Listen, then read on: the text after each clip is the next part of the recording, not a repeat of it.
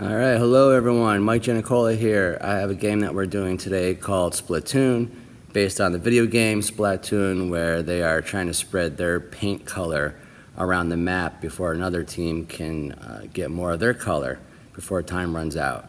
And we're going to be using the Topple Tubes idea from, I think it's Gopher Sport, where you have different color ends and they can flip around so that one side is up, one side is down. It's not that different than Builders and Bulldozers that people do with cones or sport stacking, except with this one you don't knock down, you flip it over.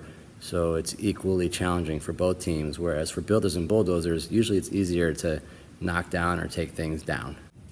So basically, I just ended up duct taping these mini cones together, and I set them out so that one class, this is for build 1, will be on this side of the gym, and this side I did red and green ones.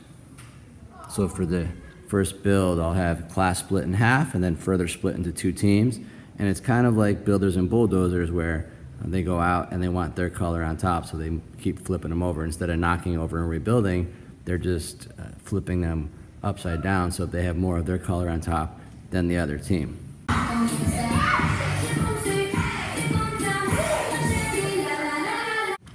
Now, the second build of this is taking the cones out of the middle and mix up all the mini cones around the gym.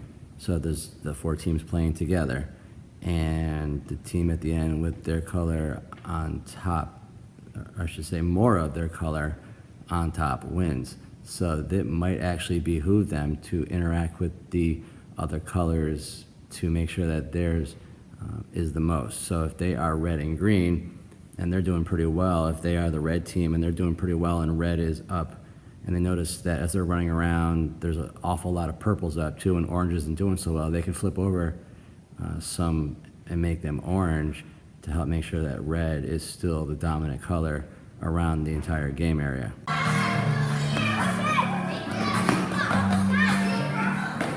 Alright, this is 4-color, 4-team Splatoon.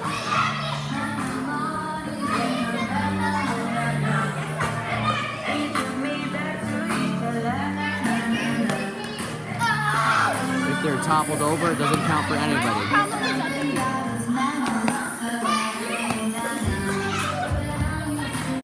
And some of the basic rules here are they're not allowed to touch the same cone twice in a row, so they have to pick up the cone, flip it over, and move on to a different cone. If someone comes up behind them and then flips it over, they can't go back to that one immediately.